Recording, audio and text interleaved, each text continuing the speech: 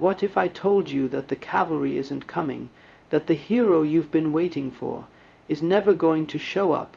Would you feel fear or freedom? Most people live their lives like a story, still waiting for the main character to arrive. They wait for someone to fix the brokenness, someone to recognize their worth, someone to pull them out of the chaos, the depression, the fear, a parent, a lover, a mentor, God even. But the truth is colder and more liberating than that. No one is coming, and when that truth finally sinks in, something inside you changes. It's the death of innocence, but the birth of power. There's a moment, often silent, often brutal, when you realize the world isn't going to cradle you just because you're hurting. The universe doesn't owe you closure. Life isn't fair, and the people who should have protected you might have been the ones who hurt you the most. It sounds dark, maybe even cruel, but it's not. It's the beginning of awakening. When you stop waiting for the world to give you permission to heal, you start reclaiming your power, slowly, quietly, fiercely, and that moment, the one where you stop hoping someone else will rescue you, is the moment you become dangerous. Unstoppable, alive. History is filled with stories of those who rose without being lifted. Viktor Frankl, a Holocaust survivor, watched everything he loved be taken away, his family, his freedom, his dignity. But in the ashes of that suffering he discovered a radical truth, that even when you lose everything, you still have the power to choose your response. His book, *Man's Search for Meaning*, is not a self-help cliché. It's a raw, blood-stained roadmap to human resilience. Or think of Harriet Tubman, born into slavery, abused, hunted, hated. No one was coming to save her, so she saved herself. Then she went back, again and again, to save others. That's what rising looks like, not a movie montage, not some divine hand pulling you out, just grit, will, fire. Even in our everyday world, this realization reshapes people. The addict who loses everything and decides they're done waiting for someone to pull them out of the spiral. The trauma survivor who gives up on waiting for an apology that will never come and starts healing without it. The teenager who grows up too fast because no adult ever showed up for them. Each of these people learns the same truth in a different language. No one's coming, and yet they rise. Psychologically, this is what Carl Jung described as the confrontation with the shadow. We live so long in denial, clinging to the illusion that someone else will complete us, save us, rescue us from our darkness. But when we turn inward, when we finally face the wounded, scared, angry parts of ourselves, we unlock something ancient, something sacred, responsibility. Radical responsibility is terrifying. It means if we're still broken, we can't keep blaming the world.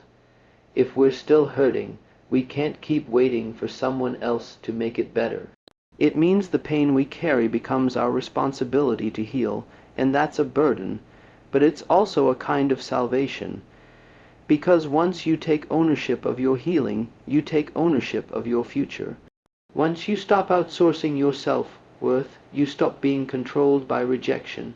You stop begging, you stop shrinking, you start standing. There's a quote often misattributed but widely shared: "No one is coming, it's up to us." It's raw, but it's also the most honest affirmation there is. In fact, every great revolution, internal or external, starts with this moment of radical awakening, the moment the victim becomes the author, the moment despair transforms into action. You don't have to do it all at once. You don't have to suddenly be fearless or healed or whole. Rising doesn't always look like fire. Sometimes it looks like crawling, crying, saying no, saying yes, going to therapy, leaving the relationship, applying for the job, picking up the pieces for the 100th time because maybe, just maybe, they'll fit together differently this time. But here's the part no one tells you. That moment you stop waiting, it's lonely, it's quiet. There's no applause, no crowd. It's just you, bleeding, breathing, deciding, and that's what makes it sacred.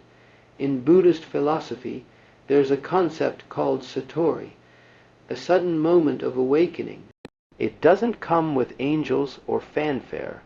It comes when the illusion shatters, when the ego breaks, when what you've clung to for safety disappears, and all that's left is your own soul staring back at you.